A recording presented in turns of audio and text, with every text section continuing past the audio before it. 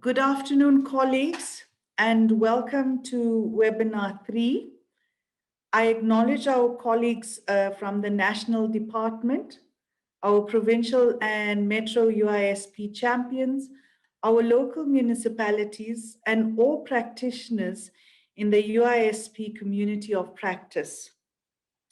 Next slide, please, Clive. Welcome to our third online webinar. Our focus in this webinar is on social compacts and other community participation agreements and how they are applied when undertaking the in situ upgrading of informal settlements. Before we go further, allow me to introduce our panelists, and if they can please switch on their cameras at this point. My name is Mala Ramana, and I'm the Capacity Development Coordinator for the National Upgrading Support Program. Mr. David Morema is the National Coordinator of the NUSP program, and the Shisaka team consists of Dr. Margot Rubin, Mr. Monty Nasur, and Mr. Clive Forster, who are our facilitators for this session. Colleagues, our rules for engagement in the session speak to how we will communicate. If you have any questions, please list them on the Q&A bar and we will respond to them as we go along. We have also allocated time at the end of the session to respond to some of the questions. Also, colleagues, you will receive via an email an information pack that will include the Q&A document. Okay, next slide, please, Clive. By way of context, approximately 1.3 million households, or 8.2% of all households in South Africa, live in informal settlements. While informal settlements provide a place to live for low-income households, the conditions are extremely poor and hazardous. For this reason, the in situ upgrading of informal settlements is a key focus of government. The upgrading of informal settlement program, which is part of our National Housing Code, Part 3, Volume 4, aims to facilitate the in situ upgrading of informal settlements. The National Upgrading Support Program is an instrument that was established in 2009 to strengthen the capacity of government and professional practitioners to implement the UISP. Next slide, please, Clive. In 2016, the NUSP team undertook a scoping exercise with workshops in all provinces and municipalities to understand the need for capacity development. In this regard, our focus has been people development centered. Since then, we have undertaken community of practice workshops, the establishment of the national and provincial UISP forums. We host workshops with SALGA. We also had the NUSP website relaunch in 2019. And moreover, provinces and municipalities, by request, we facilitate themed workshops. In 2018, the NUSP Capacity Development Program started a coordinated approach to people-centered development by focusing on 4 interventions. Shisaka was appointed for this process. Intervention 1 speaks to workshops for municipal and provincial officials. Intervention 2 is workshops with professional resource teams and our panel of community facilitators. Intervention 3 speaks to workshops for community representatives, and intervention 4 is workshops for officials in the metros. So far, over 270 informal settlement upgrading practitioners have participated in the various interventions. So we have been pretty busy, and then COVID struck, which brought these activities to a halt. And in thinking of our new normal, webinars became the go-to or answer to ensure that we will still maintain our focus on upgrading of informal settlements. We are now on webinar 3. Webinar 1 dealt with tenure and webinar 2 on the incremental upgrading of infrastructure in informal settlement upgrading. The documents and podcasts are available on request. Now for this webinar, we are focusing on establishing the constitutional and policy parameters relating to community participation and empowerment within informal settlement upgrading. We focus on the rationale for municipal or settlement community-based partnerships, social compacts in informal settlement upgrading. Also, we need to ground social compacts, and in this regard, we're providing an understanding of social capacity building in informal settlement upgrading and locating social compacts within the informal settlement upgrading process. We also provide an outline and approach to documenting a social compact in a systematic manner. And finally, we synthesize all this by pulling it together. And then lastly, we have a discussion. More details on what is outlined in this webinar can be found in the accompanying booklet that you have received. I will now hand you over to Mr. Nasur to go through the rest of the presentation.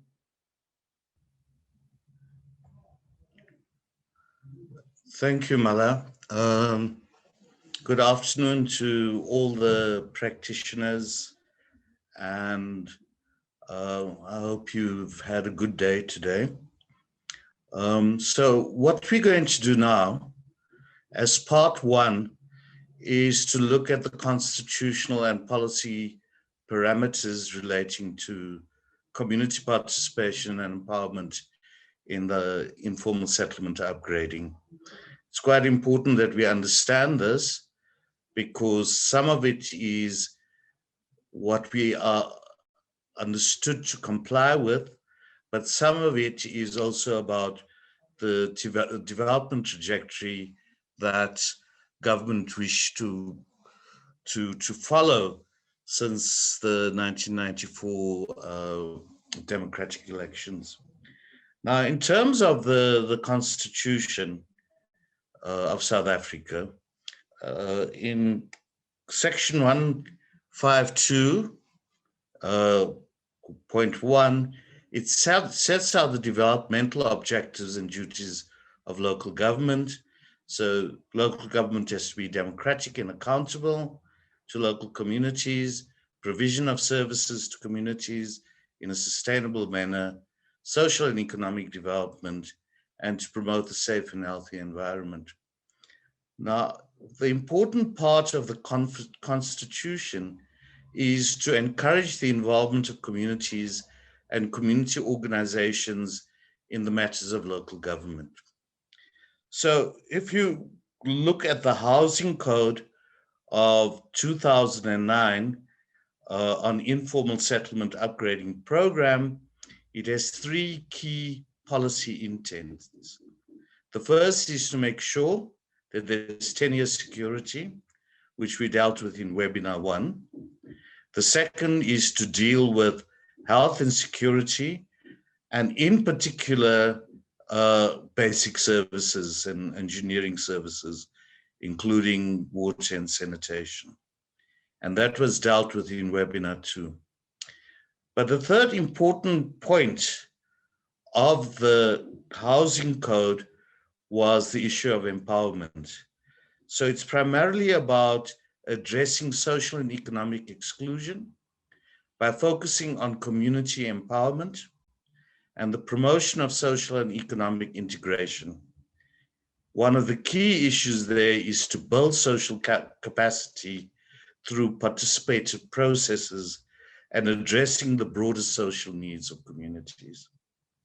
Now, underlying all of these issues, tenure, health, and empowerment, is the key policy principle of community participation and partnership. The program is premised upon extensive and active community participation. Funding is accordingly made available to support the social processes, with ongoing efforts in promoting and ensuring the inclusion of key stakeholders and vulnerable groups in the process. And it's quite important for those working in municipalities that they must demonstrate effective community participation. Next slide, please. Now, the obligations are also related to a funding model. So there's developmental issues, there's compliance issues, and one of the compliance issues is in terms of the new informal settlement upgrading partnership grant. And this was introduced in the 2021 financial year. And this followed a window period to test informal settlement upgrading funding. So it's to fund the upgrading of informal settlements through partnerships between communities, municipalities, metros, and provinces. The grant requires the following to be submitted for every project applying for funding. There has to be an individual settlement upgrading plan and a social compact or any other community participation agreement which must be concluded as part of each individual settlement upgrading plan. So that is the policy obligation in relation to the informal settlement upgrading partnership grant. The rationale for partnerships in terms of informal settlement communities and municipalities, I think it's quite important that we understand what we're talking about. I think there's two issues that we need to be quite clear about. And the first issue is there's certain things that municipalities can do and cannot do. There's also certain things that communities can do and cannot do. And what we are saying here is, please understand the context and the rationale for why community partnerships with government, in particularly with municipalities, is very important. So as far as municipalities are concerned, they are legally obliged to bring a basic level of service to an informal settlement and to improve this over time.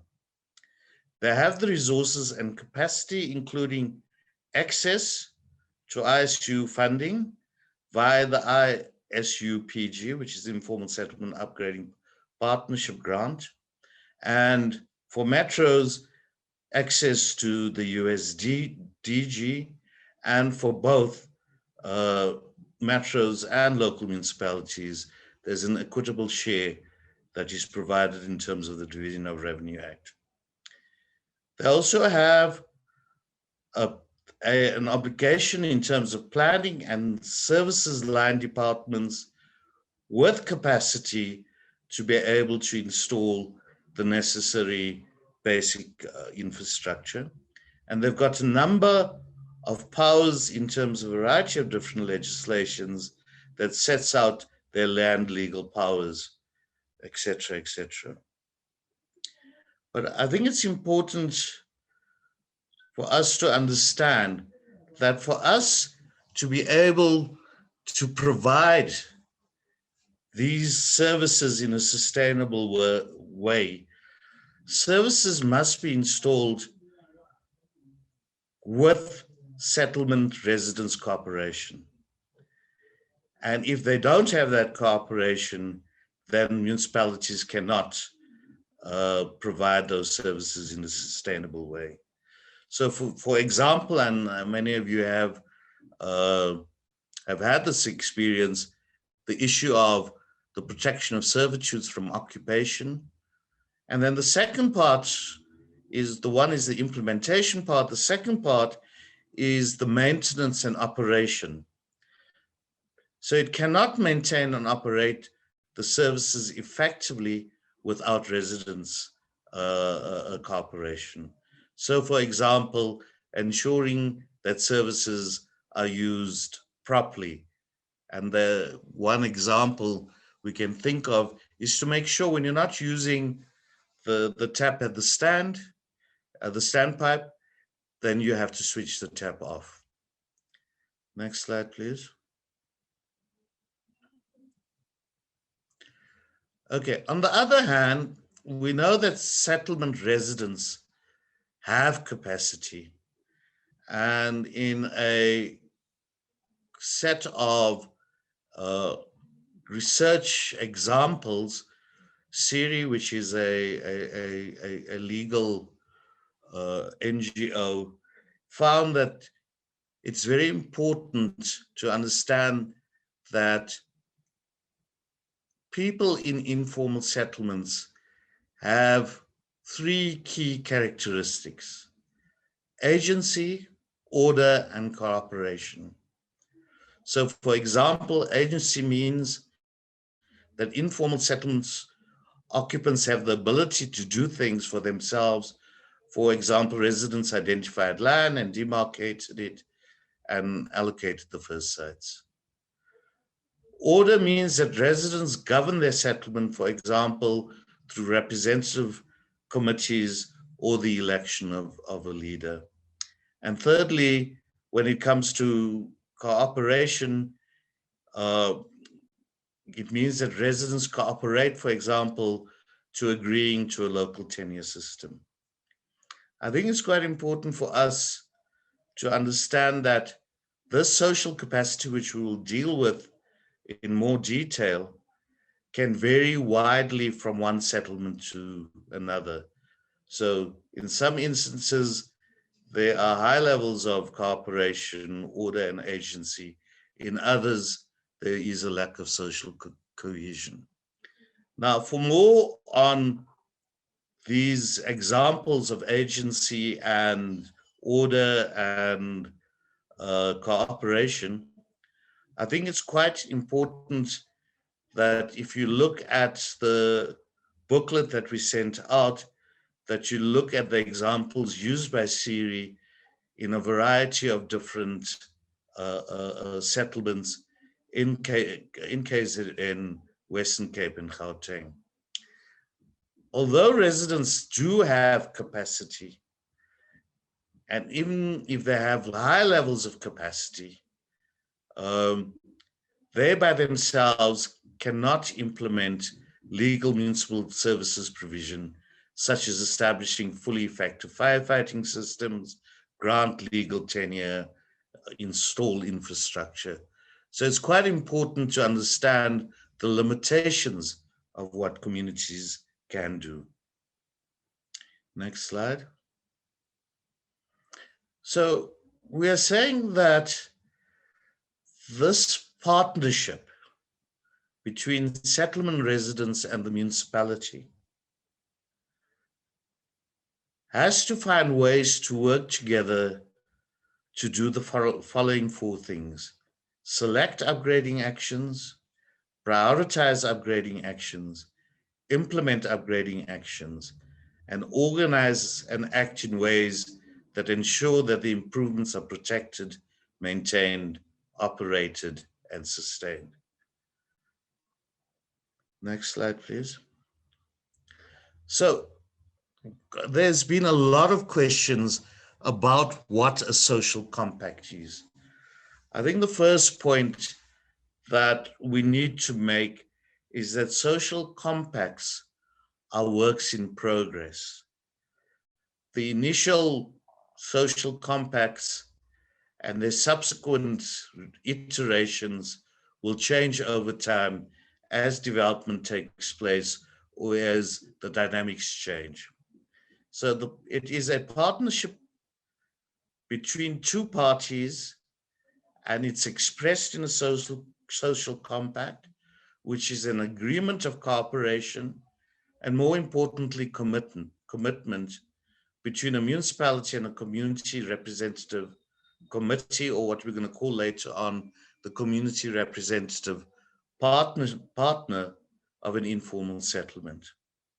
The purpose of the social compact is to operationalize and document a functional working relationship between the community and the municipality in respect of upgrading.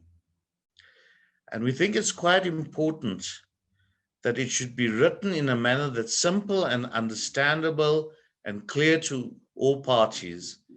And in that way, it will be different from a normal legal agreement. So what we're saying is what you want is a clear and simple document that's quite clearly understood by the various partners. Next slide, please.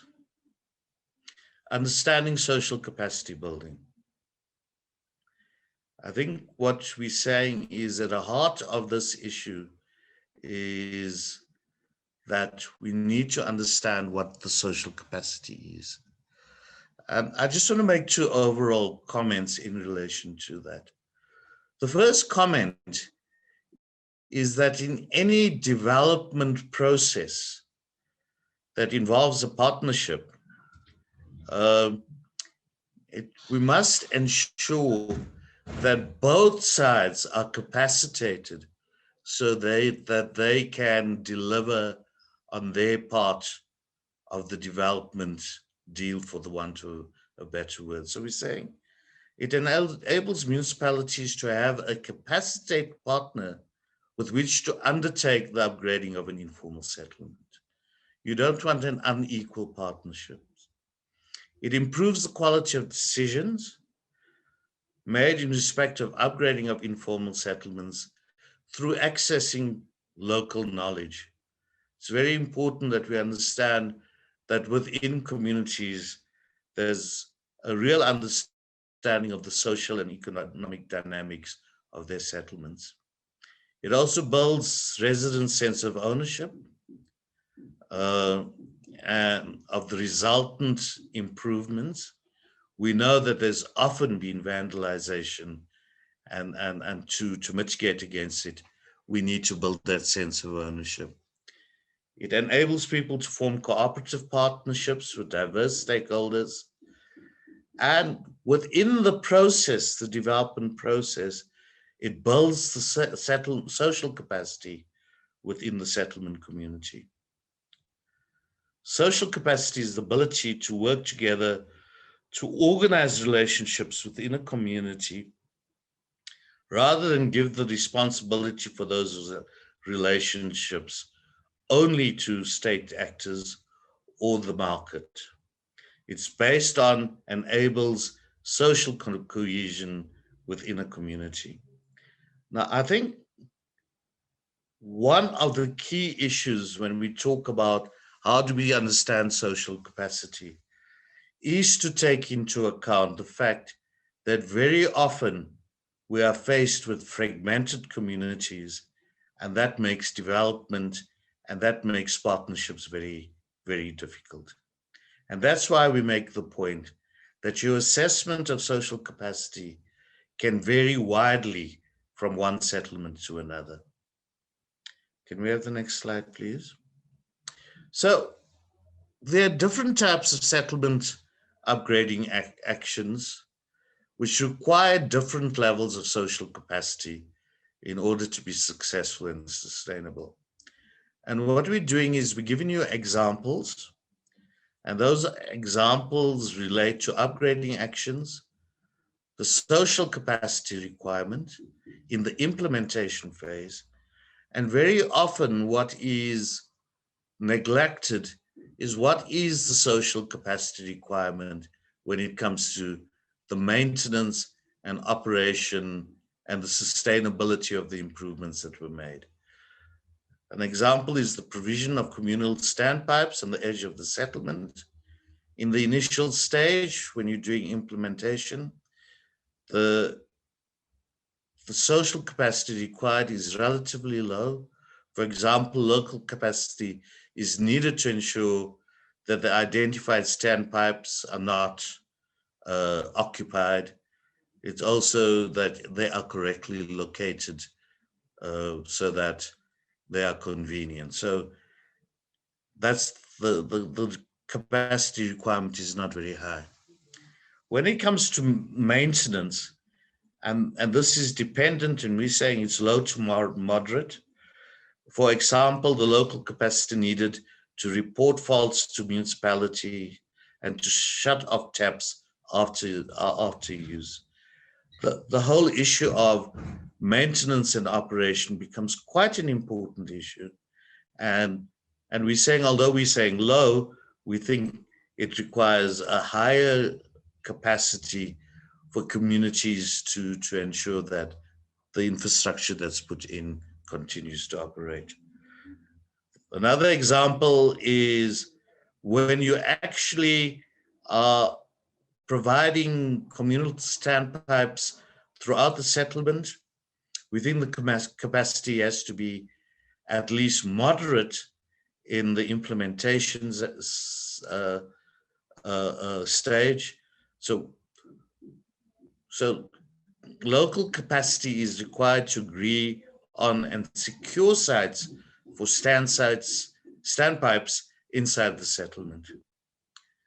And here again, we're saying, and the point made earlier on, the local capacity needed is to stop illegal connections to water pipes and to ensure that water overflow outlets remain open.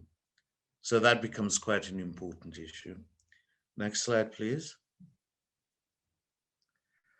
Okay, here we come more to the planning issues, and so the example we give is where you have an informal settlement that isn't too densely populated. So the issue of site layout planning and boundary definitions, where there are no relocations required or very limited.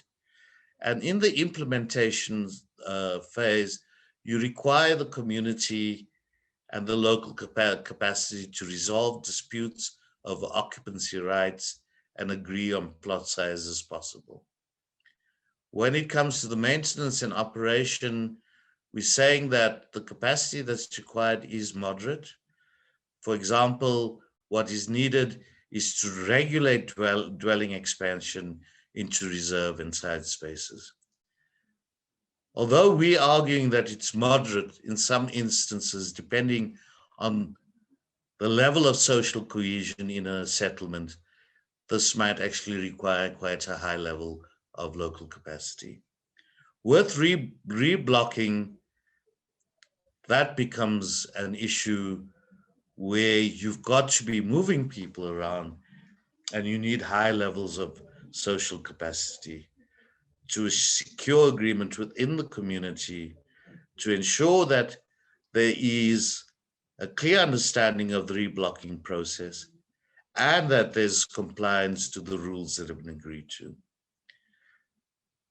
When it comes to maintenance and operation, what we are saying is that local capacity needed to regulate expansion becomes quite important, in particular when it comes in relation to reserves and side spaces. Here again, it's important to understand that what social capacity exists in a settlement. And this is very, very important. Very often we are blocked by not understanding the issues related to social cohesion, the issues related to how representative the structures are, the relation into are there various factions, etc., etc. The second important issue is to match the type and sequence of upgrading actions to the social capacity level of the resident community. So not in all instances, if you go through the process of the development trajectory, are you going to require the same levels of participation and also the same levels of cooperation. And then number 3 is to build social capacity when you're looking at what is required for future upgrading steps. Next slide, please, Clive. Okay, so what we are saying as well is, and I want to make this point, and this point is often missed. Many people are trained as either planners or engineers. Only some people have been trained in how to manage social dynamics. So it's quite important to understand that we're not saying that everybody has to be an expert in understanding social capacity or managing social dynamics. There are ways and means of being able to supplement that capacity, and we'll talk about it later. But what we are saying is social capacity within a settlement can be strengthened through the adoption of particular process and techniques. Social capacity can also be destroyed by the invention of outside sources, for instance, promises of handouts, the undermining of established local arrangements, the marginalization of existing leadership structures, and very importantly, and we don't talk about it often, the issue of violence and strife within communities can impact a great deal on the social cohesion of people. So we need to understand that. I'm not going to go into detail around this.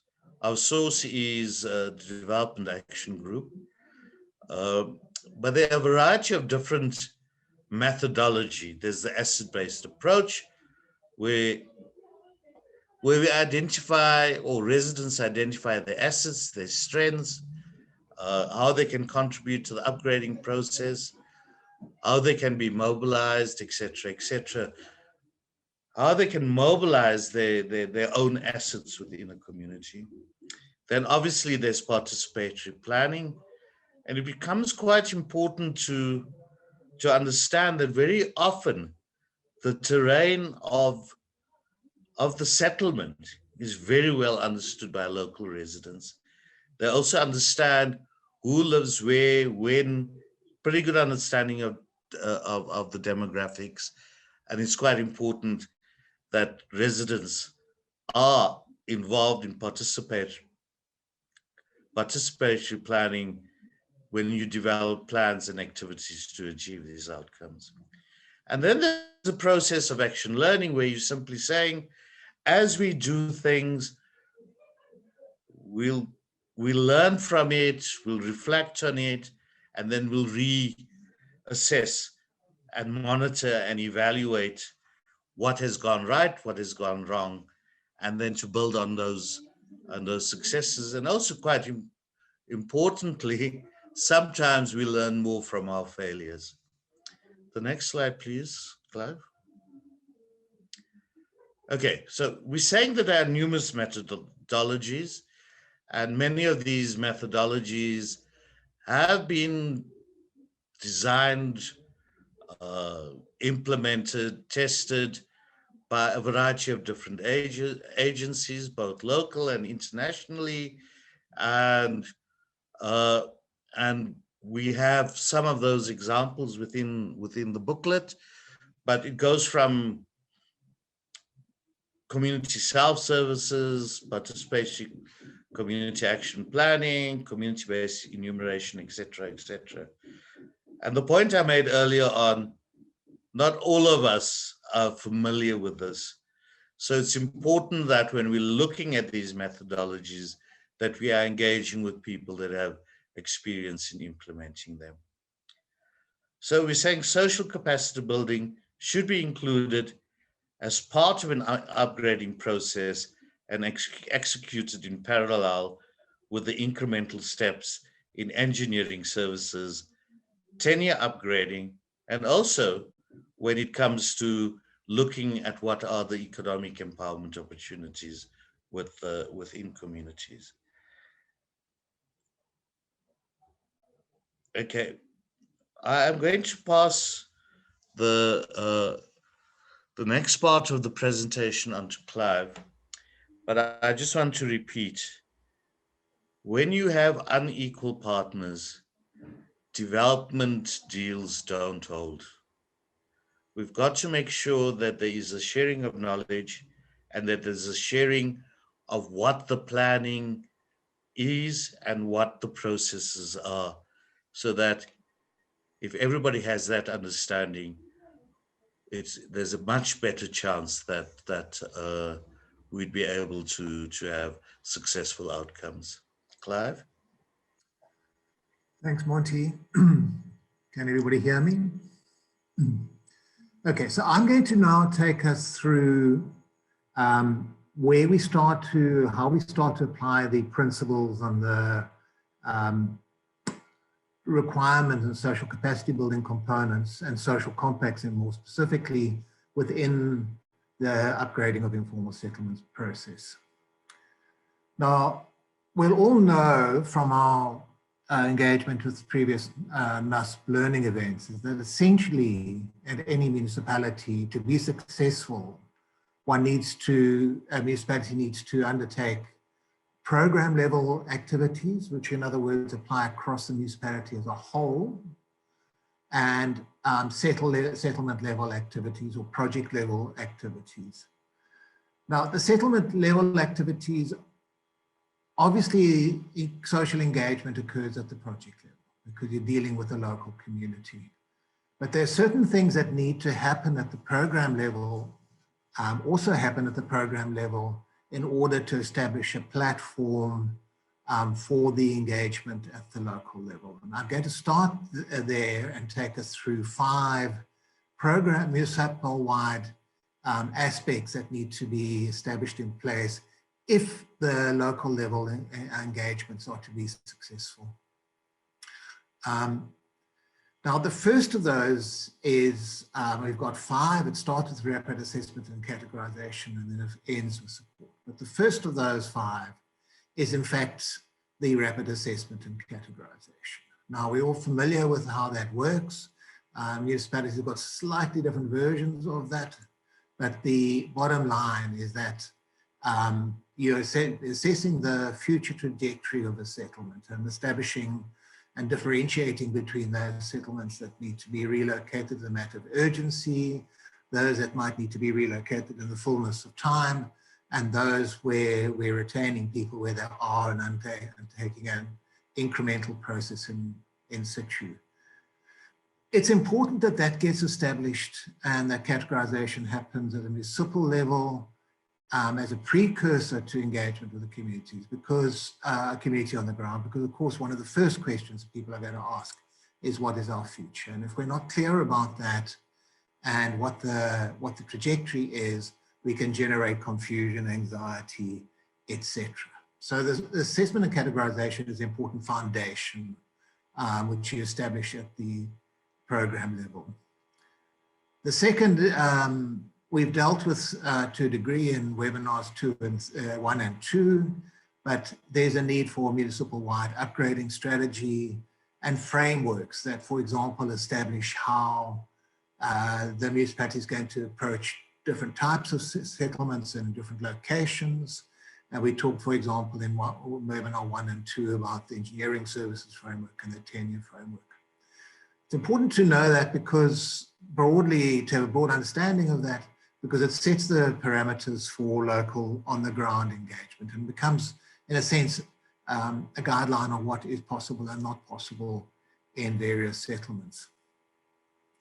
The third component is the component which we're going to deal with in the 4th webinar, which is pipeline planning, but it entails the prioritization of informal settlements and establishing a medium-term pipeline and budget. That's important because one of the first things that our community is going to ask us when we get on the ground is, or they should ask us, is if we do participate, if we are part of this process, is there a real chance of us getting access to resources or the development needs that we've identified? So it's important, again, at the outset to know before we engage communities where that settlement sits on the pipeline. The 4th component is to be clear around how the municipal institutional arrangements for informal settlements upgrading particularly in respect of the informal, in the engagement on the ground with communities. It's who represents the municipality in its engagement with the ISU communities. So a number of municipalities have got this clear, but there are a number of other cases across the country where there is confusion around who's representing the community and the municipality and the engagement with the local community. For example, there's the ward councillor, there's the housing or human settlements department, there's the engineering line department. Who are the people who are representing the municipality? We've got cases, many cases, where communities are very confused by the number of people who visit them, from the municipality, giving conflicting messages. And there are also many cases which we've run into in the training events where different factions within the community engage with different departments or different sections of the municipality, often generating further conflict. And then finally, which Monty's touched on, the process of capacity building or social organization is a specialized process. It's foundational, and the municipality or the program level needs to start to identify where the hands on deck or the capacity is to support local community planning and community engagement is going to come from. There are a range of different options. They've been adopted in different ways in different municipalities across the country. One could mobilize NGOs into the process, or those specialized NGOs into the process. You could in-house it through in-house social facilitation capacity. One can use consultants who specialize in this field, or the NUSP facilitation team. But one way or another, one needs to be at the program level confident that you have the mechanisms to deploy the required capacity to do that. Okay, now let's turn to the settlement level process, which is where the social capacity building and social compacting rubber hits the road. Typically, there's a 7-stage process, which I think probably we're all quite familiar with. It starts with engagement with the community. It goes through feasibility, plan formulation, social compact, getting the project funding through, and then implementing services and tenure, perhaps starting with basics, sometimes as an intermediate stage, and over time moving to the full tenure, services and tenure. If we look at the first step in the process, that first step involves engaging with the local community, establishing how the resident community is currently organized and how the residents can and will be organized to participate in the upgrading process. Usually this starts with a ward councillor, and sometimes it's easy. There's a well-established capacitated leadership structure. And in other cases, as Monty was mentioning, you run into fragmented contested situations. Either way, one needs to come up with arrangements through which participation happens. It's a fundamental and make or break issue. If you don't get that right at the starting point, one day your upgrading process is likely to fail. And it does need skilled and careful engagement to navigate the process. For this reason, the grant, the ISUPG, allows for up to 3% of the grant amount to be used for social facilitation. Typically, the social facilitation component in the initial stages, once you've got the structures up, would involve community-based planning, asset identification, profiling, for example, identification of development needs, etc. It's not the subject of this webinar, but as Marty says, there's stuff in your course notes about that. Your second step is the pre-feasibility step. It builds on the RAC, rapid assessment and categorization, and then you typically delve into 5 feasibility factors, including physical conditions, your land legal conditions, your infrastructure, bulk infrastructure, your local dwelling configurations, the space you've got, etc., your physical assessment. But the 5th component, as Monty's mentioning, is a crucial component, and that's your social assessment, your assessment of community capacity and community priorities. Typically, that social assessment is informed by your initial engagements with the local community and what's coming out of the community-based planning process. And that obviously those 5 and the social assessment starts to tell you what kind of upgrading activities are feasible and which are not. The next step in the process, then you start to move to compile the upgrading plan. Typically that plan is informed by 3 major workflows. It's the community planning, their assessment of what they've got, what they can do, what their priorities are, the pre-feasibility assessments around what's possible, and your municipal program level planning, which I've mentioned before, which start to identify what your funding parameters are, what your technical parameters of the solution. Those 3 inputs in the end result in the development of a upgrading plan, settlement upgrading plan, which represents an agreement between the community and the municipality at least.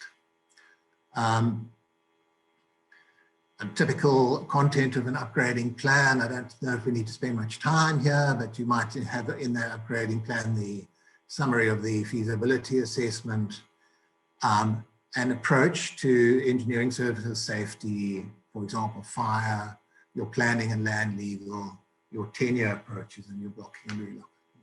It would probably also include some of the core foundational policies or rules of the game which are necessary to allow the upgrading process to go forward. And that obviously one of the foundational ones is issues relating to further land occupation.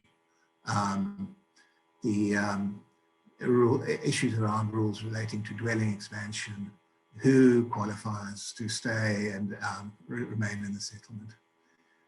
And obviously the upgrading plan could include a simple diagram showing where key elements could be located. In some cases, you can get to detailed layout plans at that stage. In other cases, you can't. It's, for example, as the settlement dynamics are still way too fluid to allow one to actually know whether spaces are going to remain open or not. So it doesn't necessarily have to entail a settlement layout plan. Depends on local conditions. Now, once one has got a settlement upgrading plan, there's, as we've noted, is the requirement that a social compact is entered into. The entering into a social compact, which Monty has described in broad terms, happens somewhere between or during the pre-feasibility or the upgrading plan negotiation process. How soon you can go into it depends in part on the local conditions. In some cases, you still need to do a lot of work and it takes time to get a local representative structure up. In some cases, if you find them there already, you can enter into it early. The bottom line is that if you enter into it before you've got the upgrading plan sorted out, you can have a generic social agreement that doesn't refer to concrete agreed upgrading actions. On the other hand, if you are still doing that and you've in fact got the upgrading plan ready at the time of being able to enter into the social compact, you can then reference the upgrading plan directly from the social compact agreement. We'll come to a bit more detail on that a little bit further down the line. Monty's noted that in order to get project funding approval, you need both that upgrading plan and the social compact prior to being authorized to spend your ISPG money on the projects contained in the upgrading plan.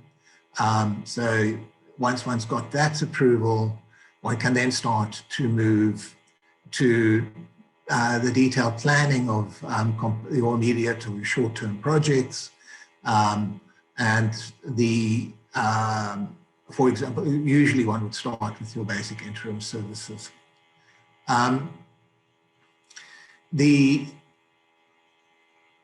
It's suggestive, and you'll see in the moment of thing, that the intervention-specific plans, for example, whatever, provision of 10 standpipes, tackling an urgent refuse issue, tackling fire risks, a short-term fire plan. Those specific plans and agreements that are reached around those specific interventions can also be captured in an addendum to the main social compact. So, for example, those addendums could specify the type and location of the engineering service to be installed, how relocations would be addressed, how services will be used and regulated, and how illegal connections would. So you could have specific agreements, sub-agreements appended to the main compact as annexures. Now, let's talk a little now about how one goes about documenting these social compacts in ISU. I'm going to need to move fairly fast because we're running a bit on time, but broadly, and having looked at any number of these social compacts, we're suggesting that there's 6 foundational components that form part of the main agreement.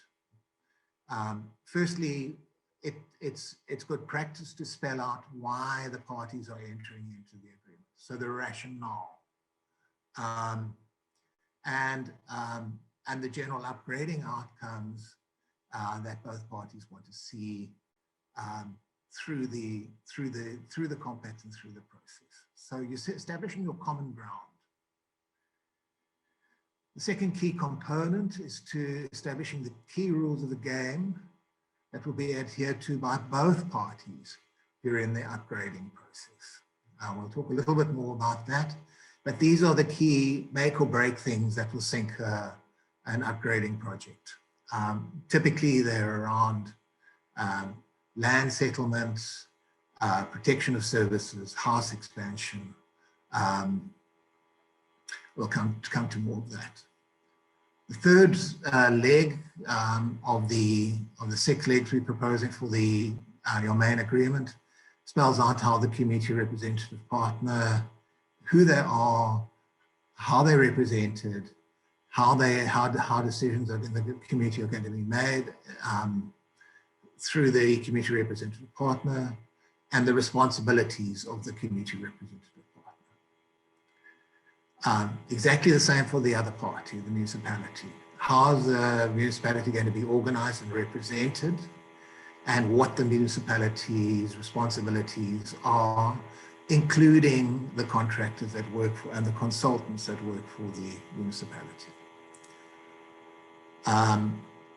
Then typically one would then have a section dealing with how communication between the municipality and the community will take place, how agreements between the parties will be made, and how any disputes that will emerge in the process are going to be resolved. And then finally, third parties, other third parties that are going to be involved in the process over and above the municipality and the community representative partner, where they fit in, what they do. The addendums, the project-specific or intervention-specific addendums can then be added at a later stage, and they can deal with things like, they can address things like how services are going to be installed, how tenure is going to be addressed, how fire risks are going to be removed, etc. What we've done is we have put together, and it's available in your course notes, some examples of some phrasing of how those 6 components could be phrased within an upgrading agreement. For example, under the preamble, where the municipality and the community representative partner recognize that XXX settlement is part of the city. So you're stating then essentially the rapid assessment and categorization, the future of the settlement. You could then outline your common vision for the settlement, the common goal for the settlement. That would come out of your planning process and your upgrading plan. And then you would identify what your key objectives are, again, agreed to by the municipality and the community in the planning process, in that settlement upgrading plan.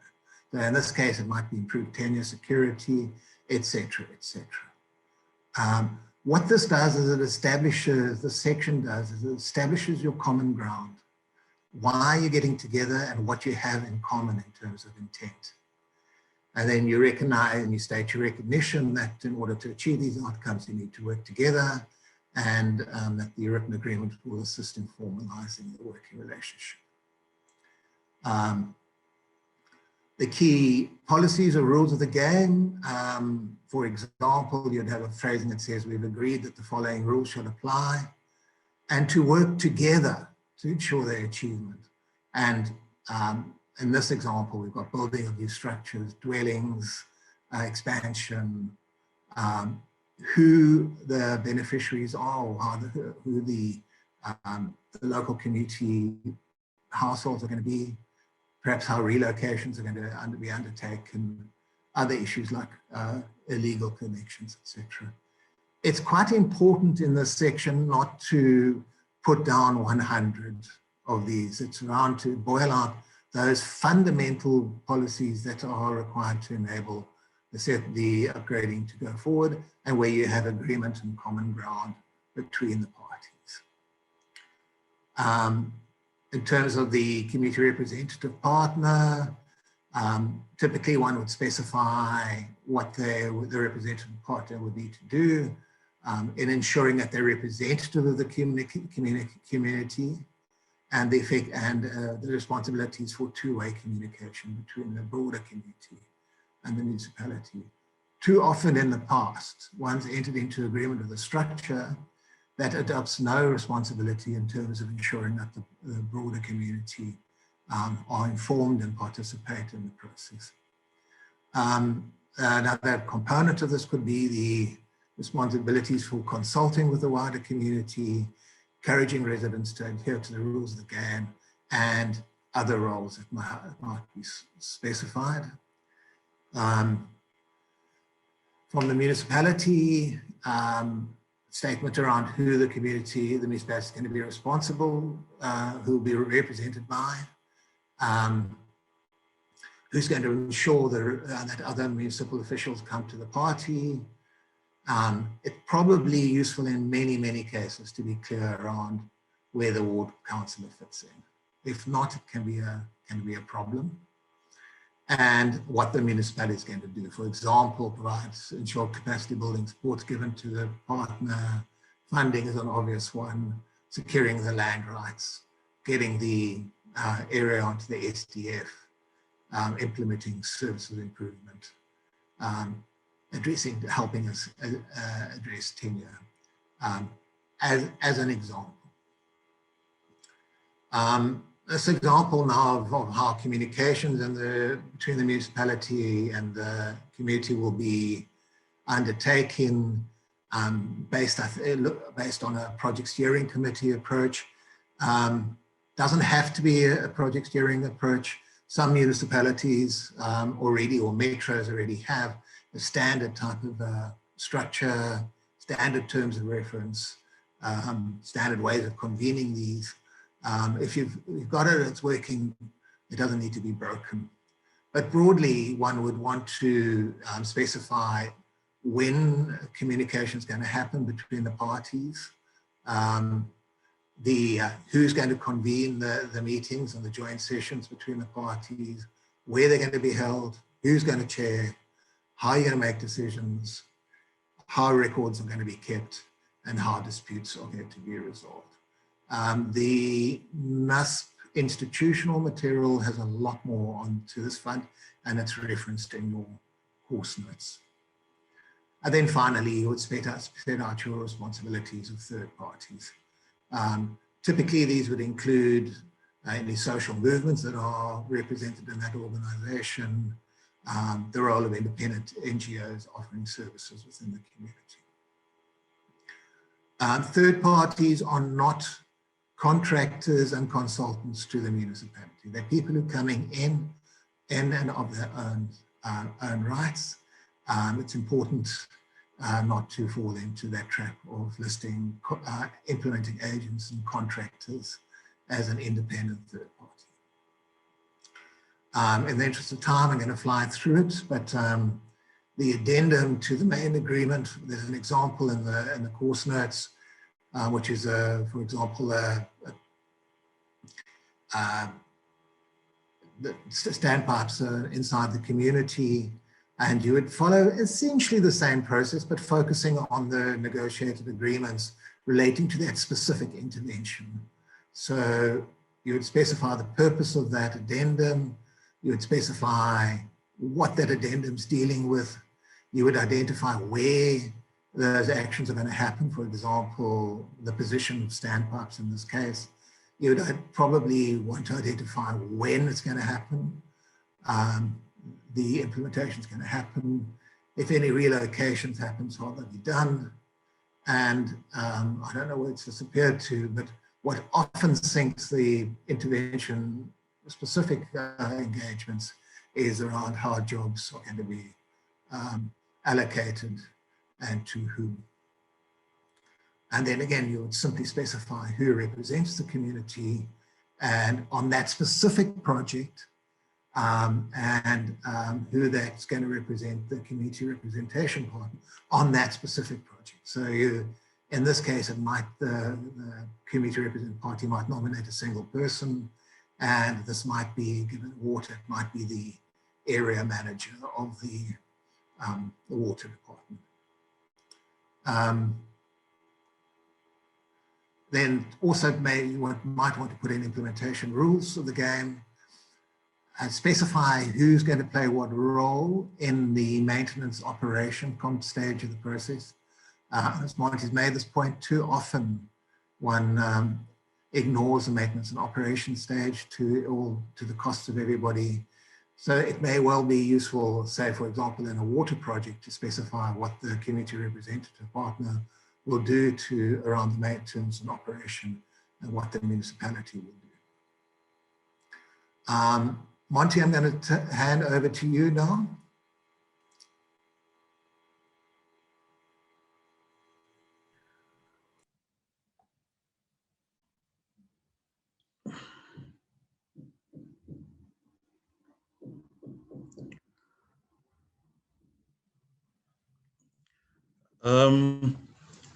Thanks, Clive. I'm not going to take much time with the synthesis. I think, Clive, you did the difficult part of the presentation. So if we can go to the next slide. So we're saying in overall terms, the Constitution, the program, and the grant require community involvement and the building of social capacity in the settlement upgrading process. It is also a funding requirement in terms of the partnership grant. Informal settlement residents have capacities which need to be combined with municipal capacities for the upgrading processes to be effective.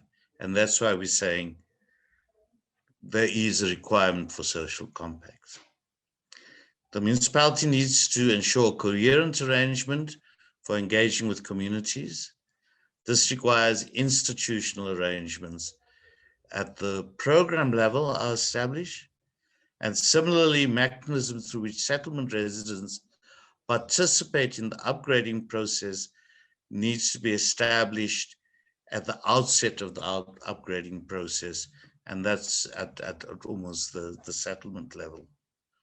Different levels of upgrading actions require different levels of social capacity, and it ranges from low to high, and it might be even more complex than that.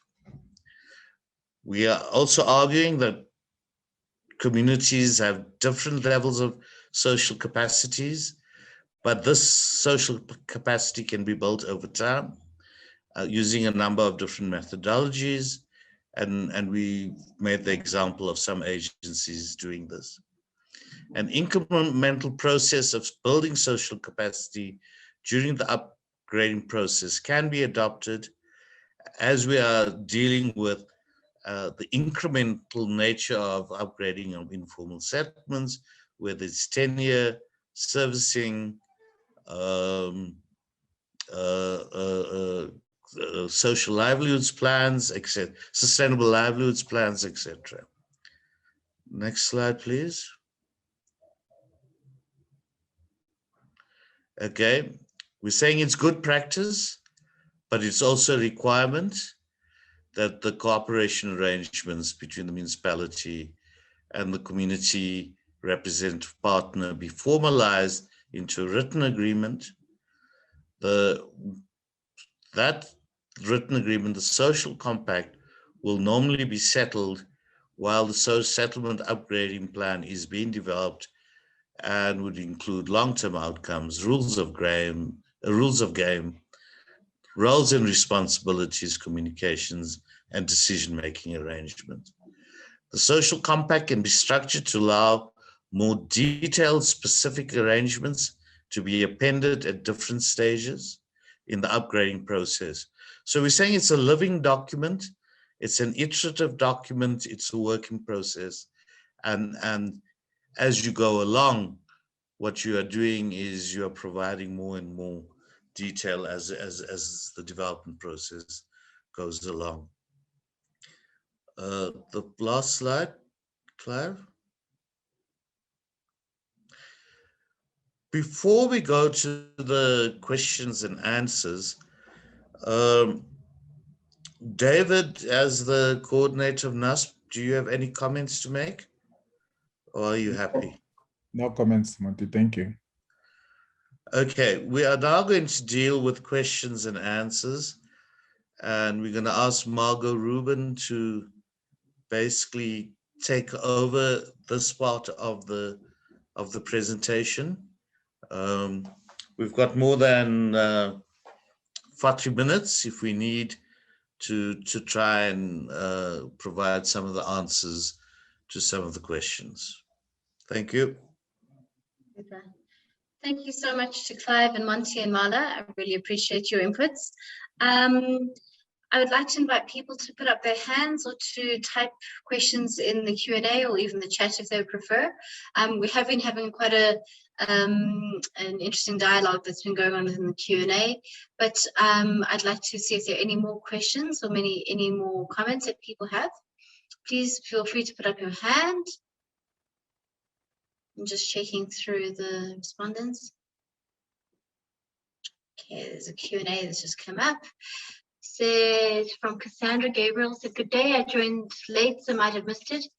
Currently, within all of our projects within the city, we establish a project steering committee, which consists of municipal reps, community reps from the beneficiary community, as well as the appointed contractor.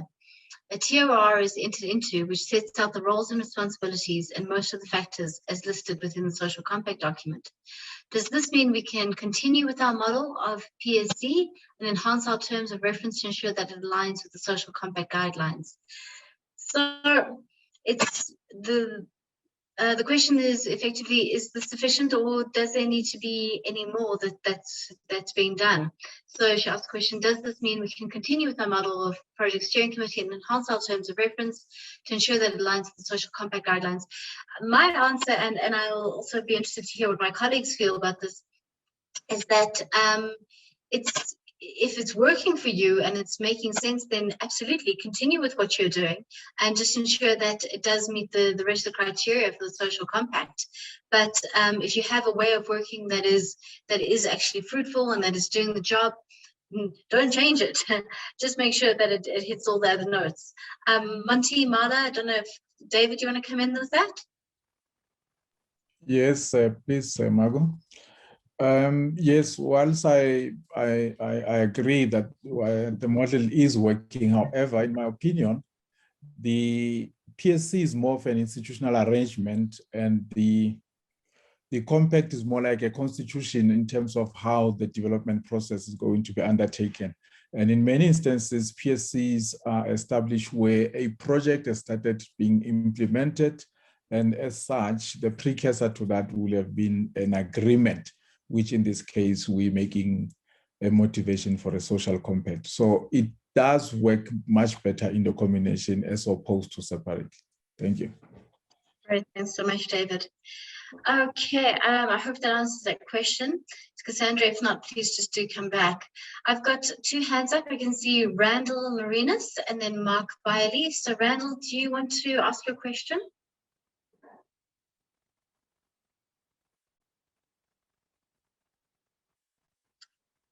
Randall, assume that they're able to. Okay, Cassandra says, thanks, super. Okay, so that was helpful. Do I need to make people, sorry, Sam, do I need to make people co-host something so that they can ask? Or I did just click allow to talk for Randall. I'm just waiting for, he seems to have put his hand down. Randall, put your hand up. Okay, then Mark Biley, can you just allow him to speak? That could be helpful. Great, there's Mark. Thank you. Can you hear me? Yes, we can hear you. Thanks, Mark. My question is, what happens in communities that are striven by conflict, political conflict, violence, taxi lords, shack lords, spaza lords, and the lot, and you cannot get any agreement because you cannot get a community participation together.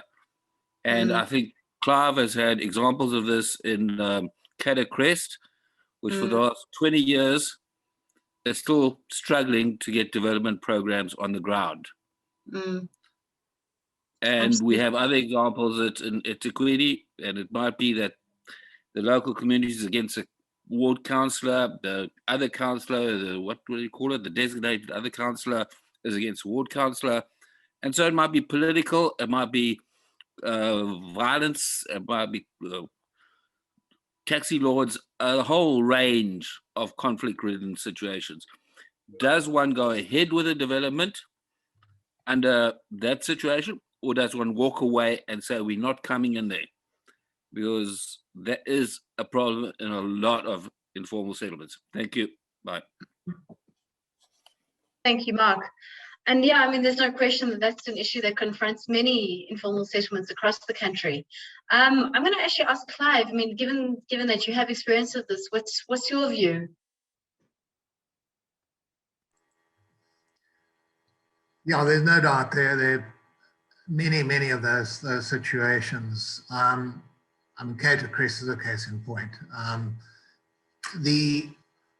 think in those cases, one can typically do, there may be one or two things that you can do,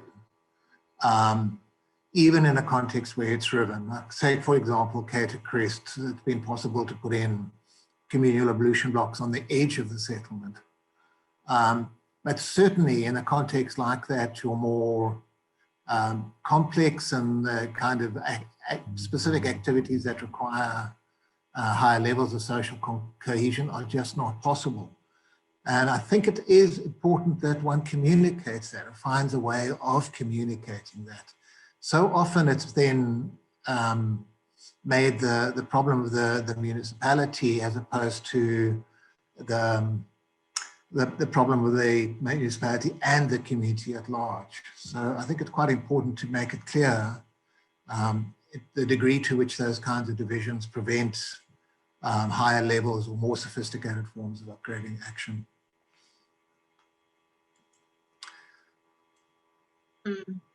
Great, thanks, Clive. Monty, David, Marla, do you want to come in at all? Go for it, Marla, please do go ahead. No, I said I was covered. Oh, you were So covered. thumbs I thought putting your hand up. I missed you. Okay, no problem. Thanks so much, Clive. Then we've got a question from Bahle Mazeka. Okay, Bahle. Okay, sorry, let me just get you comfortable. Sam, could you just allow Bahle to speak? I am hitting that button. There we go. Oh, super, there we go. Bahle, please do go ahead.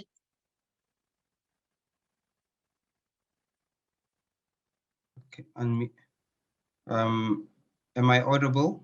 Yes, we can hear you now. Okay. Afternoon, colleagues. I think first of all, thank you for the ongoing support for these sessions. Particularly, this was quite interesting. I just have a question, because this issue of social compacts tends to be contentious at times, in the sense that when do you begin the process of the social compact? Simply because there are elements of budgets which govern implementation of projects. And how much detail do you include in the social compact? So do you first wait for budget commitments, for the authority to say, yes, we will be able to cover 1, 2, 3 in this financial year? Or do you begin the process prior to those commitments? I think also, as Mark earlier on tried to touch the aspect of different communal or community dynamics, which at times have impacts on communities to agreements and so forth. So the process of getting a compact could perhaps take more than 12 months or more than the cycle of the budgets which are made available. So which is then why I'm asking, so when do you begin the process of the social compact itself, so that by the time it gets to a point where you want authorities to sign, you want the councillors to sign, or you want communities to sign, everyone is aligned, I think, in thinking and process, and understands fully and is supportive of the developmental proposals that are to be implemented. Thank you very much. So you're asking, when do you think you should put the budgets in line in terms of, this is a difficult question to my mind, but you need to have the budgets lined up before you can go ahead. Otherwise, you'll end up in a situation where you can't make commitments without budget in place. And that could have a negative effect on the relationship between the municipality, the local authority, and the communities. I don't know, does anyone else want to come in on that? Monty, do you want to also respond? Morgan, maybe I'll pick up on that one. Yeah, thanks, Marcia. It's a really important point. Our thinking is that you need a pipeline plan, which is basically your 3-year plan for how one will be expending your ISPG funding. I'll say the municipality needs that. And then when the pipeline plan is established, they kind of identify, at least in general terms, what sort of budget would be available to certain types of settlements and for certain types of actions. We'll deal with that pipeline planning in the next webinar. But the pipeline plan, the 3-year pipeline plan, will establish what sort of in broad terms, what kind of budget is potentially available for a particular upgrading plan. The actual specific approval that allows one, when one engages at the community level, to know that if your engagement process is correct, works, and your settlement upgrading plan reaches agreements, and the social compact is in place, is that there is funding in the pipeline plan for that. Now, the human settlements requirement on the grant then is to trigger a release of the budget to actually spend. They require an upgrading plan and compact.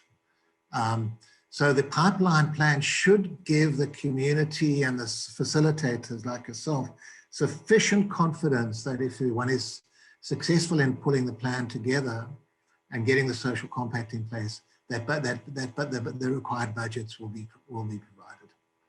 I don't know if that's clear. It's a slightly tricky area, but it's probably become a lot clearer once we've done the pipeline planning workshop.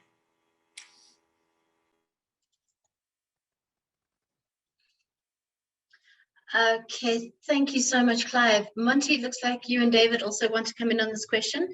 David, shall we start with you? Thanks, Margot.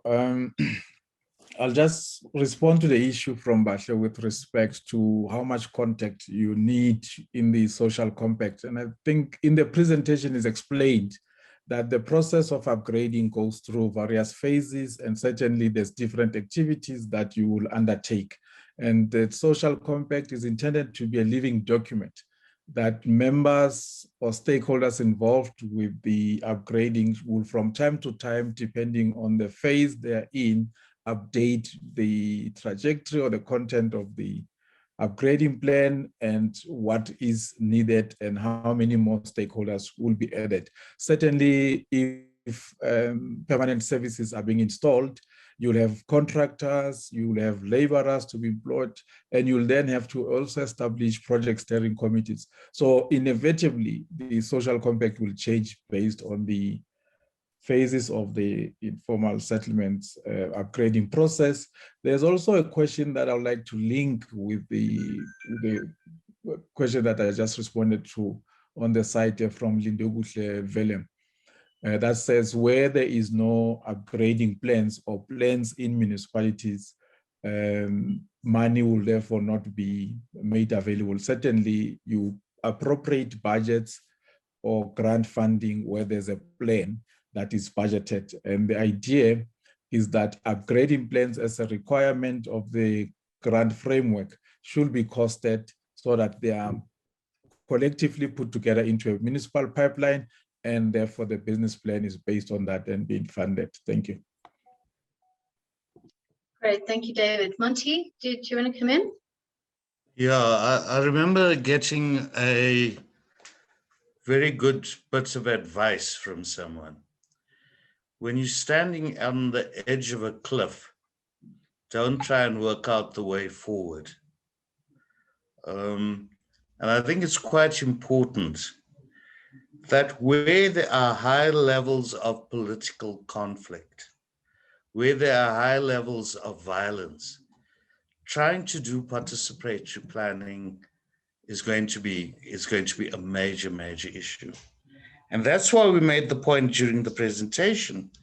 You've got to have an assessment of these various areas, what the social dynamics are, what the social capacities are, what social cohesion is. And sometimes it's a hard decision. If there are high levels of conflict, you might have to postpone your decisions around that. I think that's the one issue. I think the second issue is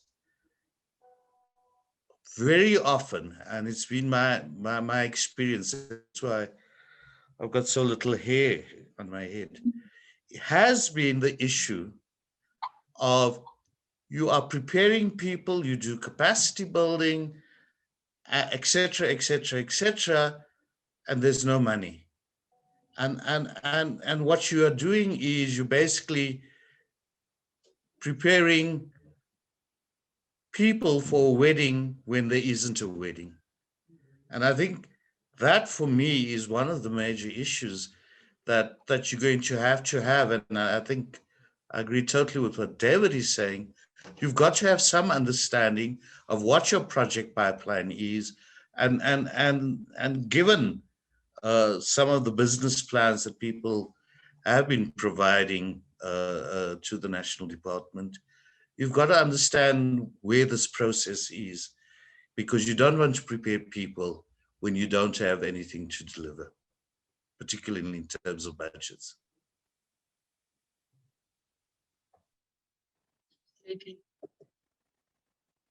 Great, thanks. Thank you, Marty. There was a conversation that was being had in the chat, in the Q&A with Francois Theron. Francois, I'd just like to invite you to raise a point that you were making in the chat, just for the panel, because I think it was a really important conversation that we were having about when exactly you start to engage in community participation and engagement. So Francois, do you want to just expand on your question? Yes, am I audible? You are, we can hear you perfectly. Okay, fine. Hi, colleagues. Now, my question was basically, you know, when a compact or a development treaty or whatever we want to call it starts, is it after everything in terms of what we want to do has been sort of basically set out? In other words, the assessment is done, the categorization is done, and then it's almost like a fait accompli, and then now we're going to start planning, and we need a community-based partner to plan with, and that is perhaps where we should just, you know, be more make this more meaningful and engage the communities and their structures. And this is where the trouble starts, is you know, if that capacity is not there yet, is how do you involve them meaningfully in the assessment and categorization process? Because if we can pull it further back, I would argue that in my experience over many years, is that the groundwork for a meaningful and sustainable social compact will be so much more firm, and the communities will then start having a sense of that their feelings and their aspirations for their areas. Even if a category is, for instance, a full relocation because of whatever disaster is imminent, that still requires a social compact, and the sooner we can pull them in, the better. So that was basically the argument.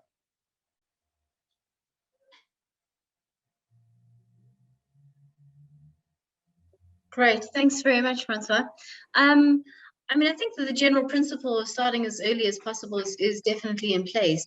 I don't know if anyone else wants to comment on that, but right, Marla, do you want to come in? Yeah, now I've got my hand up. Okay, just checking. Yes, and I think we have to have as the starting point the categorization. And Francois is right in saying that it must start as early as possible. For example, with the category C, if the people have to move, they must know from a very early point that they have to move. And the social compact, as we have stated for the definition, it's a cooperation and commitment agreement. So people must know that if they are category C, they at some point going to be moved. But in the interim, these are the services or emergency services that will be provided to them until they can be relocated.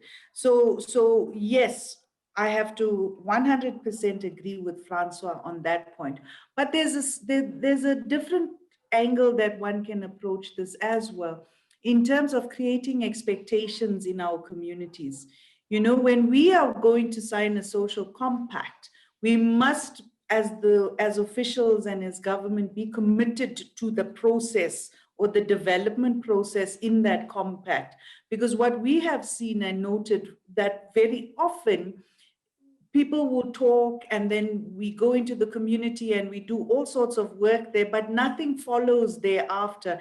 And one of the biggest concerns from informal settlement communities is that we constantly taking data from them, you know, and now it's time that we put all of that into the compact. So the more we engage them from the beginning, then they will understand that, okay, in this financial year, this is not happening, but I'm getting it in the next financial year or in the other financial year.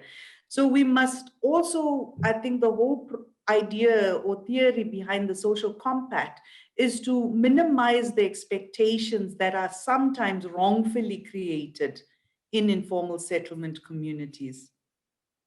Thanks, Margot. Thanks, Marla. There's also just been a follow-up question around this issue of conflict and contestation.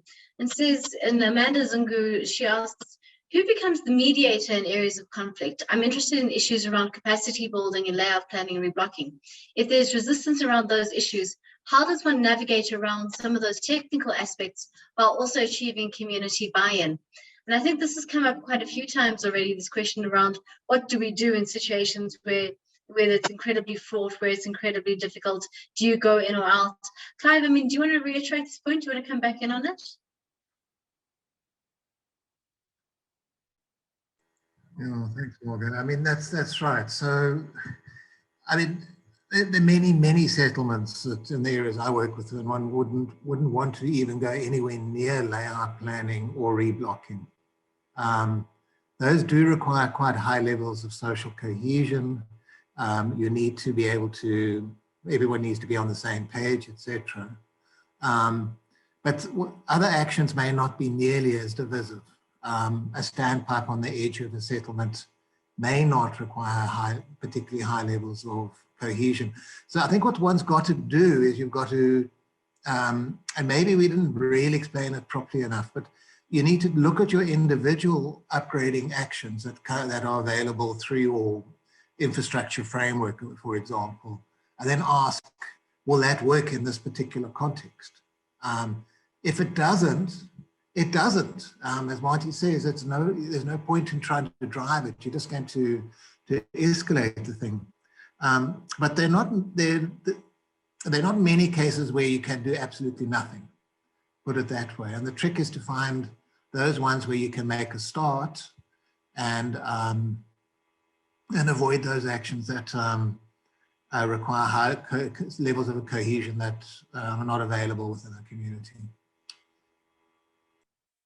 And also, I think we need to add that we're obligated to try, irrespective. I mean, we can't just leave the situations as they are. There are constitutional obligations, there are policy obligations for us to at least make an attempt. Marla, do you want to respond as well? Yes, thank you, Margot. I think, you know, in the Western Cape, there's a panel of what is called intermediaries, and the National Department has a panel of community facilitators. So if you're looking for an objective person, because very often the relationship between the municipality and the informal settlement community is so mistrusted, and it's really broken down. If you even include the ward councillor or ward committees, the relationship is really broken down. And it is at that point that you have to bring in a third-party arbiter, if you want to call it that sort of person. And that would generally be your community facilitator or social facilitator, or your intermediary, as they are known in the Western Cape. And it would be that person who has that socio-technical background. And I can see Mike is also responding here. That sort of person plots the way forward between the municipality and the community to move or to make progress. Absolutely. Mike has come up with a question in the chat, and he says, with who does the community sign the social compact? Is it with the local government housing department only? And at what stage do we bring in other departments in the social compact? That's a question that's come up a couple of times actually during this conversation. As far as I'm aware, and please correct me, colleagues, there is only one signatory or one lead department who signs the social compact. And then there are a set of internal relationships which go on within the municipality as to what happens behind the scenes.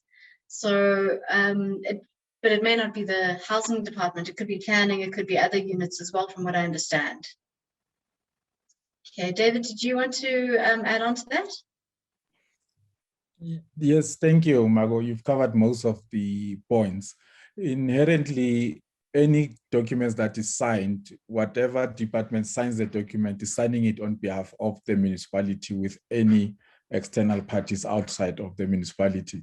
So the assumption in this case is that you'll probably have a representative of the municipality from the Department of Human Settlements engaging with communities as far as the content first of the social compact, and upon agreement, the signature of the social compact.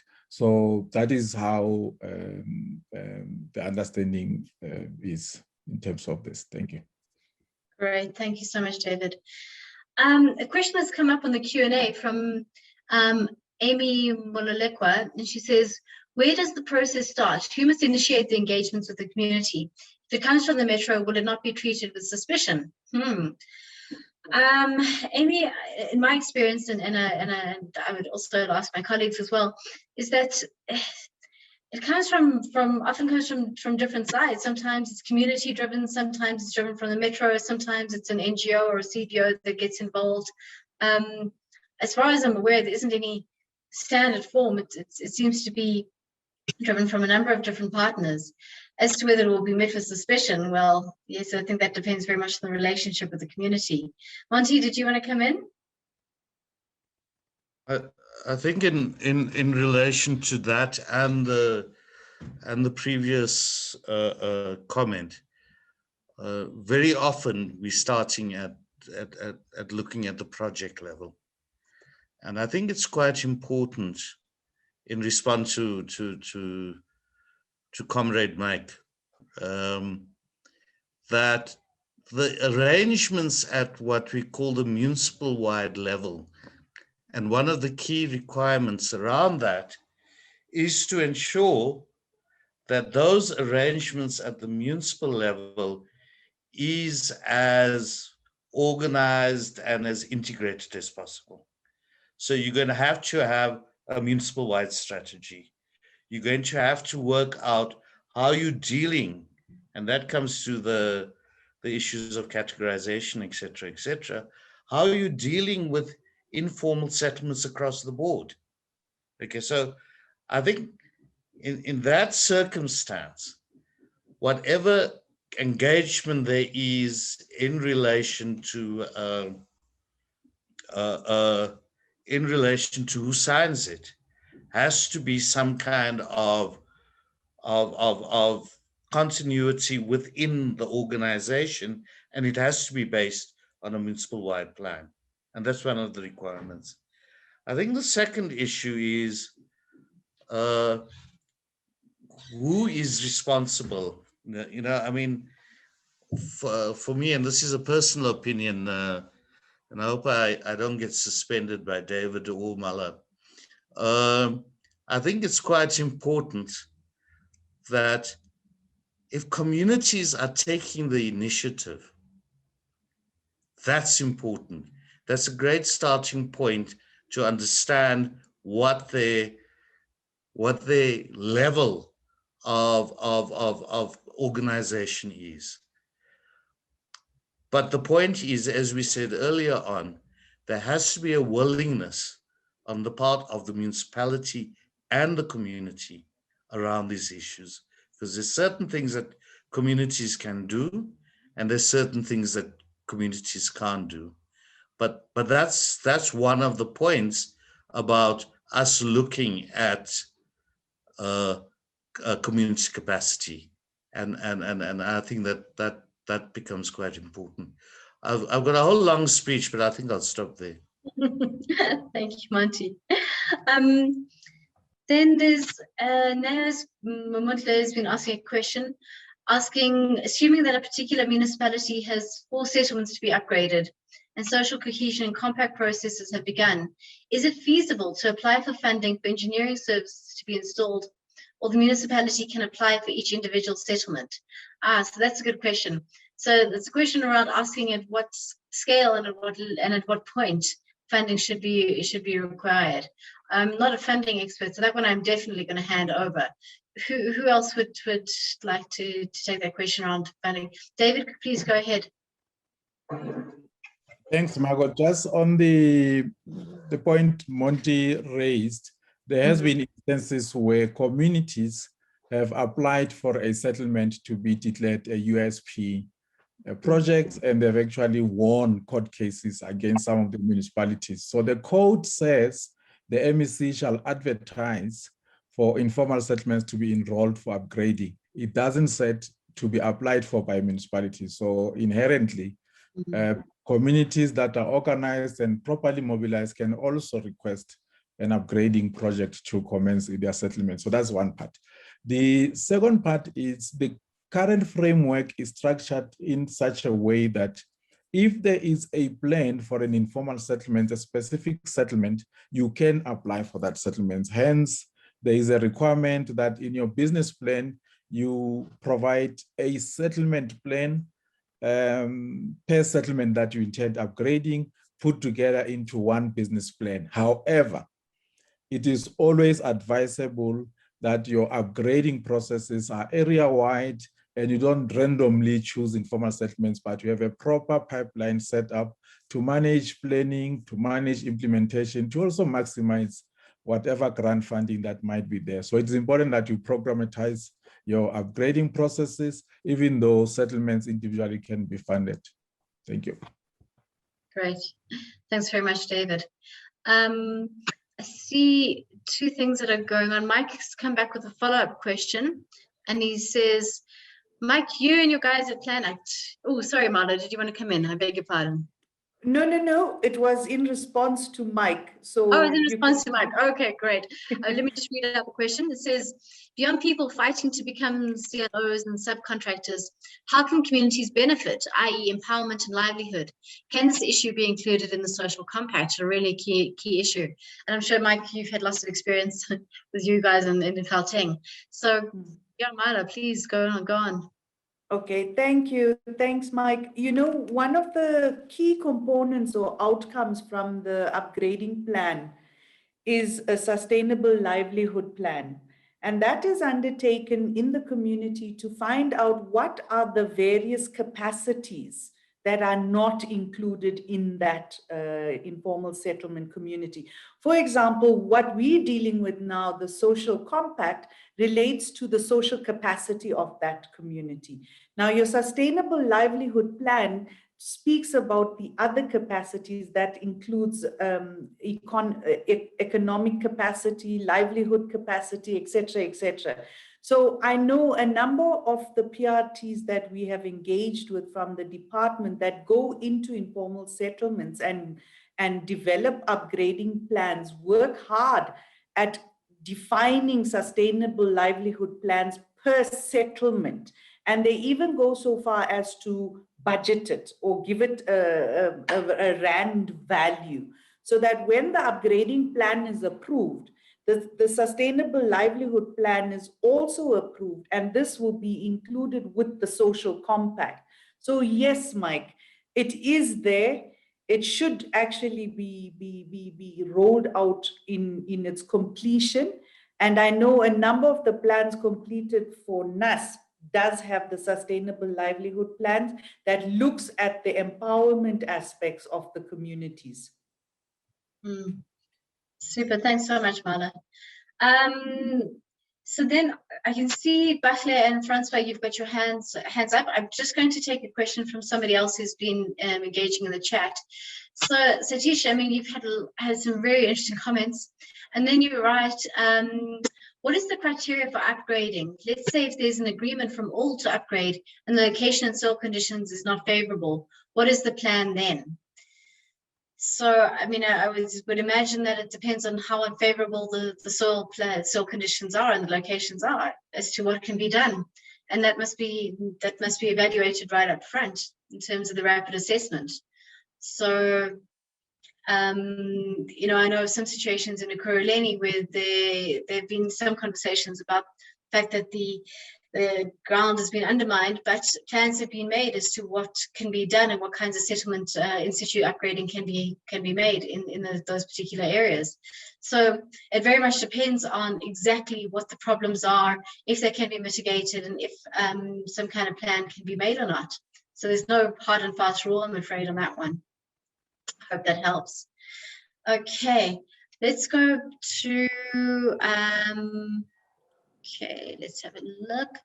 Bahle, I'm going to come back to you. Bahle Mazeka, you had your hand up, so please go ahead.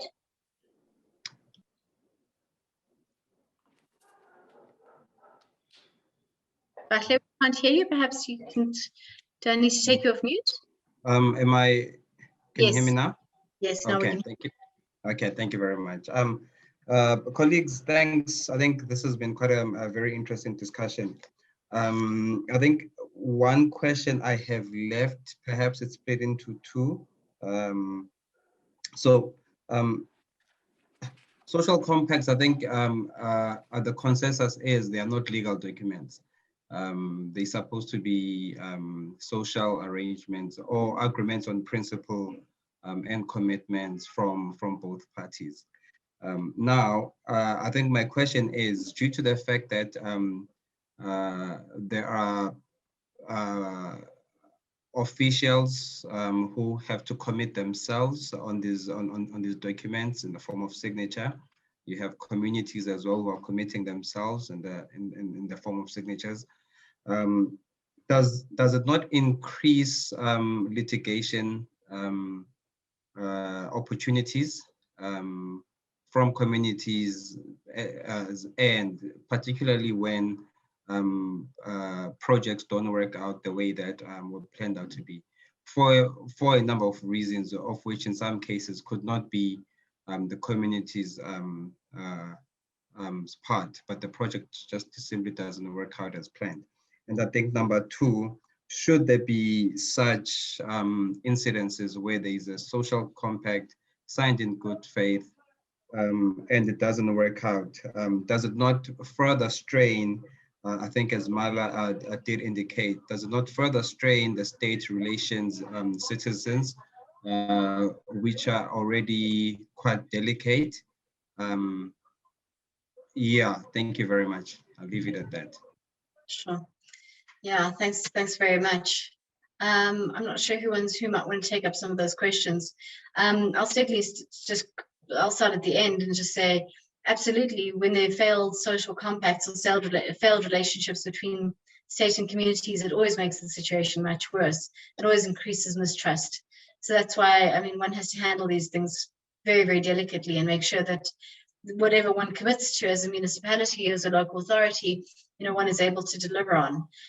David, you wanted to come in? Yes, Margot, thank you. And thanks, Bashle, for the question. I think you're correct that the social compact are an agreement entered into between communities and stakeholders, and certainly the municipality. But the point is good faith. The moment you engage with communities or you expect a process to be participatory, it starts with good faith, creating trust and making sure that everybody feels part and parcel of the development process. And also the content of the compact should not be dictated by the municipality or the communities themselves, but it must be an agreed content. Now, in previous cases where the matters have ended up in litigation, is where there was no good faith and there was shallow commitments made by certain parties, and those commitments were never achieved and they've resulted in the courts of law.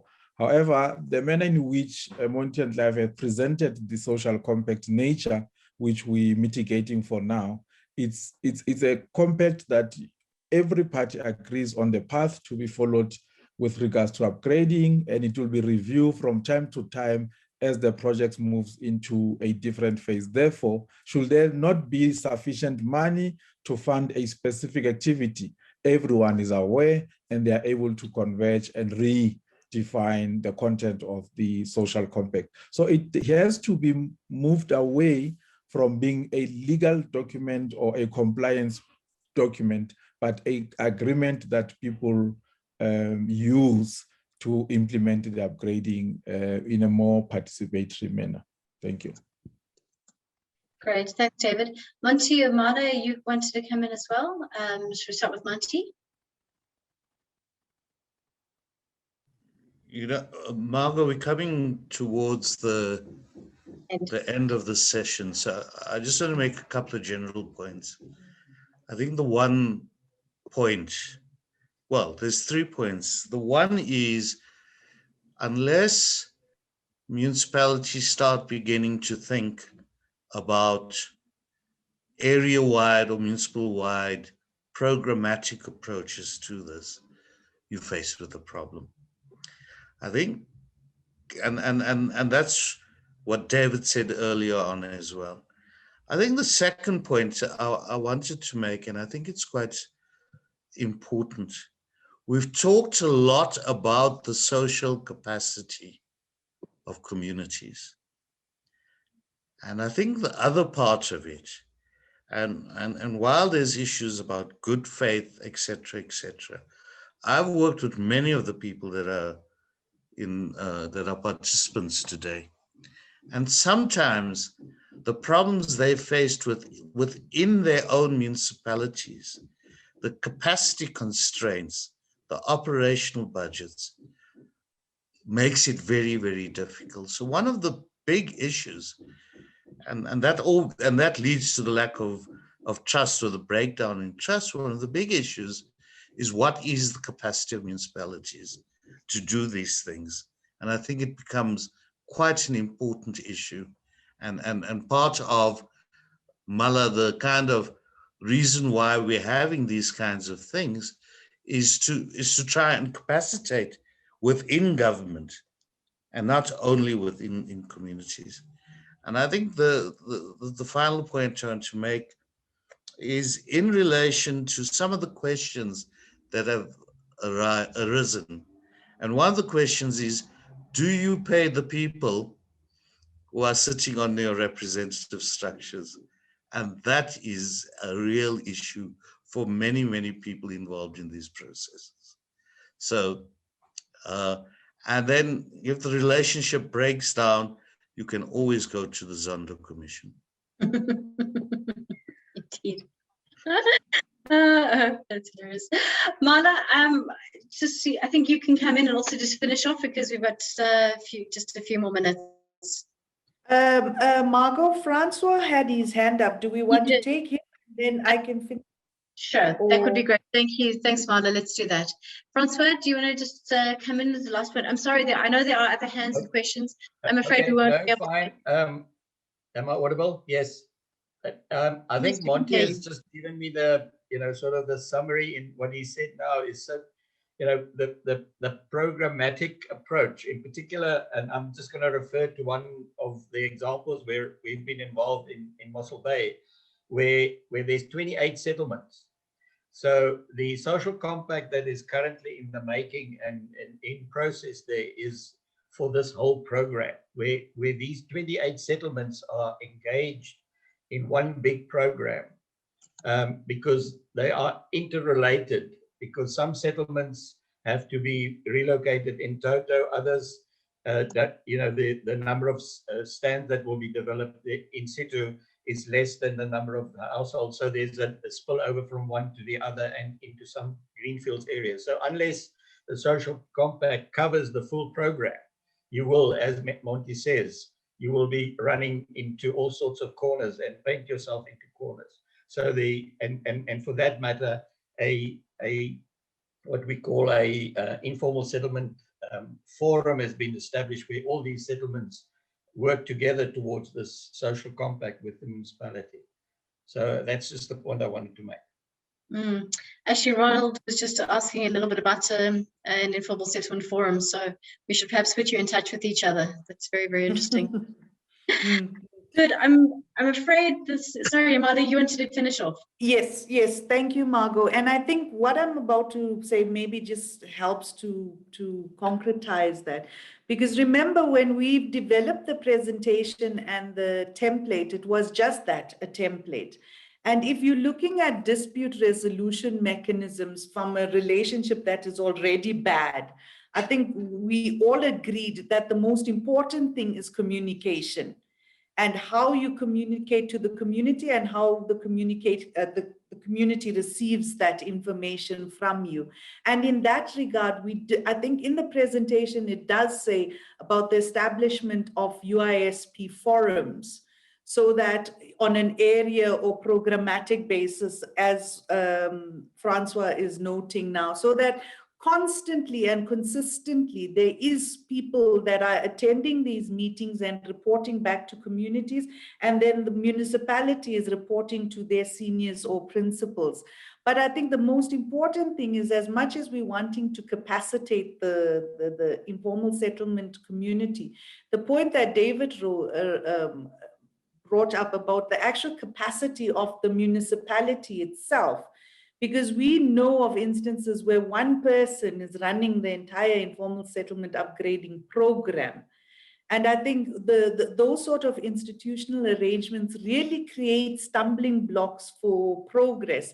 And then it's managing that expectations that's you have created in the community and what your social compact says.